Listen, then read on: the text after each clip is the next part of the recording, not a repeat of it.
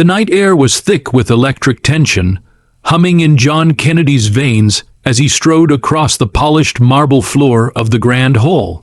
Crystal chandeliers overhead scattered starlight across the walls, and somewhere faintly in the distance, a harpist wafted lilting notes through the air like secret messages. John's heart thundered not with arrogance, but with a thrill. He was about to face Alexandria Ocasio Cortez, known to her friends as AOC, in what everyone expected to be a verbal spar, but tonight would be different. The scent of old wood and candle wax mingled with the perfume of anxious ambition. Every footstep echoed. In that moment, the world felt suspended between breath and explosion. John and AOC stood at opposite ends of the hall, powerful in presence but burdened by invisible weights. John Kennedy was born into quiet affluence, but bore the restless heart of an idealist.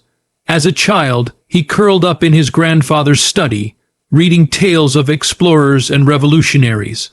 He imagined himself carving bold paths through the world. Privately, he was gentle, sensitive. His parents called him Little John, expecting him to be mild. But inside smoldered a fierce desire to be seen as strong, principled, someone who could pierce through the fog of complacency.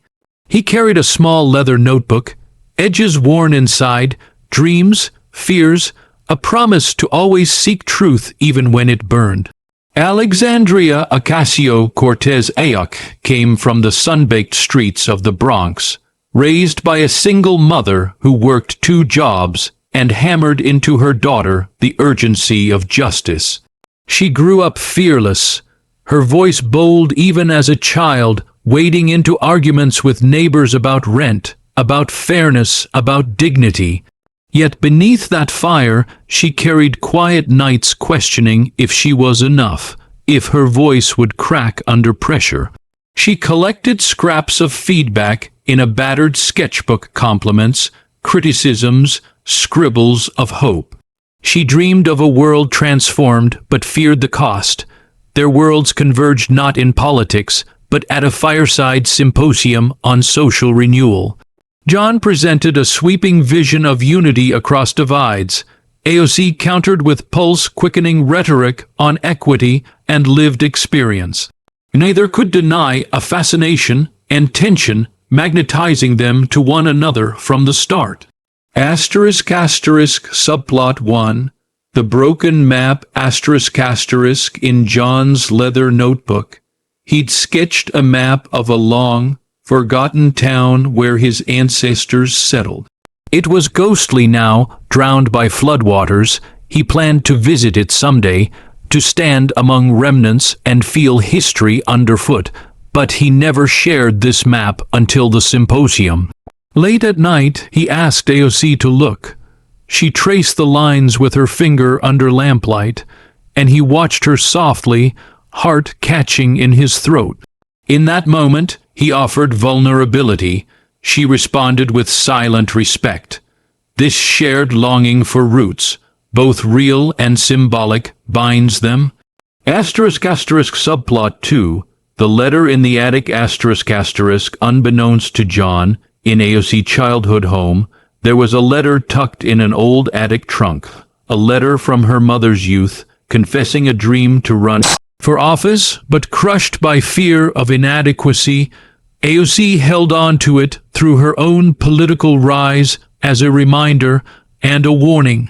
When she confesses this to John late one evening in the quiet after a debate, her voice trembling, John feels the full weight of her courage.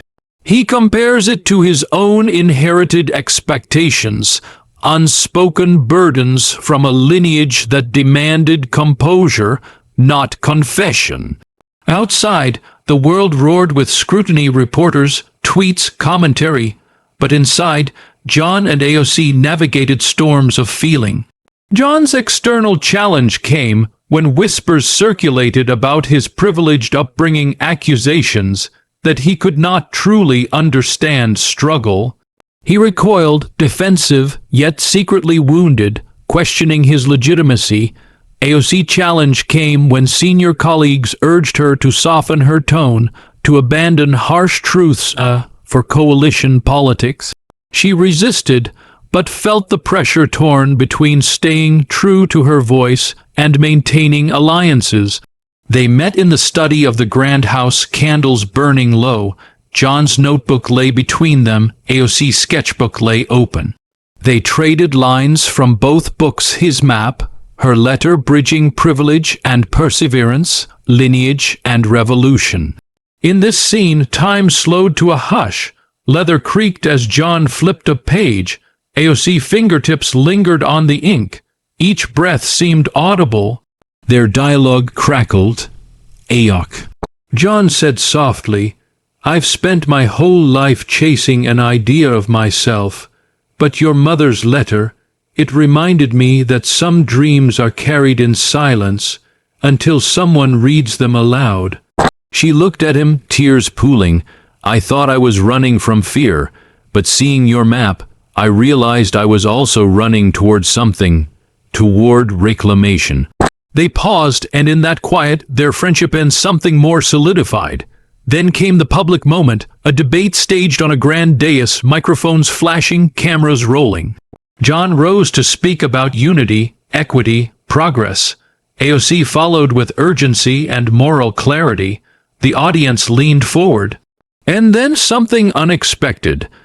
John seized on a carefully researched, fact-driven moment, refuting a commonly repeated statistic about income mobility that AOC had used. Calmly, he recited data, named studies, quoted names and dates.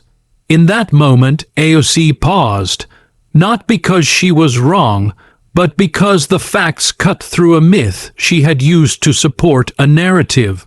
The hush was deafening. Journalists held their breath. The crowd murmured. AOC looked at John, and for a beat, felt both stunned and awakened. It felt to some like humiliation, but it wasn't. In narrative terms, this was the turn, the pivot.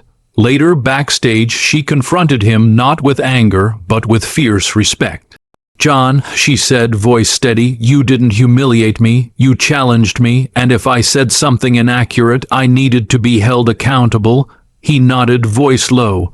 "I respect that. I didn't want to degrade you. I wanted truth." This confrontation, electric, raw, brought them to an emotional crossroads.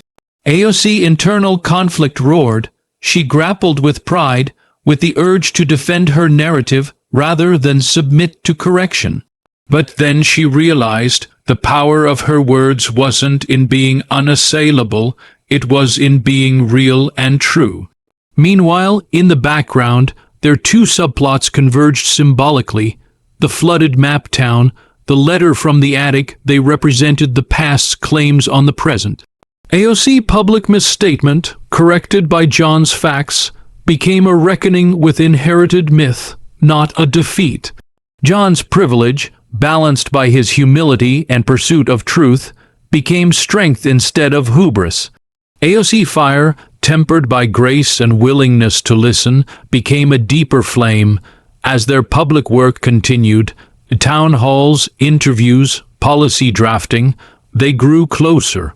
In quieter scenes, John helped AOC rewrite her speech using updated data. She read it aloud late at night in a study, and John listened. He offered gentle feedback. When she faltered over a difficult phrase, he offered a simple nod, lending calm. In another scene, AOC accompanied John to the reconstructed site of his ancestral town, now a memorial park. She stood beside him as he placed a bouquet against moss-grown stones. He folded his map into the earth. She clasped his hand. They stood in silence, the rush of wind through ancient oaks, like an elegy and a benediction. The climax arrives at a joint speech given in that memorial park. Together they speak, not as rivals, not as ones humiliating the other, but as partners in truth. John recounts the story of the map, the lost town, the burden of heritage, and how AOC's courage to face facts mirrored that journey. AOC then speaks of her mother's letter. the fear of inadequacy, the promise of progress, and how John's integrity gave her a deeper anchor. The crowd falls silent. In that moment, they are not political figures, they are living symbols of how truth and empathy, legacy and courage can heal each other. They finish, the sunset turning gold, and as they step down, John takes one of AOC's hands gently, firmly. No declarations, no promises, just a shared breath and recognition of transformation. In the resolution, we see John sending AOC a letter, not written for public display, but from his heart. Thank you for being courageous enough to stand in truth. I see, really see, the best of what you are. And AOC, in reply, shares a photo of her mother's trunk, open atop her desk, the letter now held between fresh pages, a symbol that fear is not the end of the story, and that being enough can be whispered into being by those who believe. Life lesson, softly spoken, real power is not in humbling others, it's choosing truth over pride, empathy over image, and allowing yourself and others the grace to be both flawed and luminous.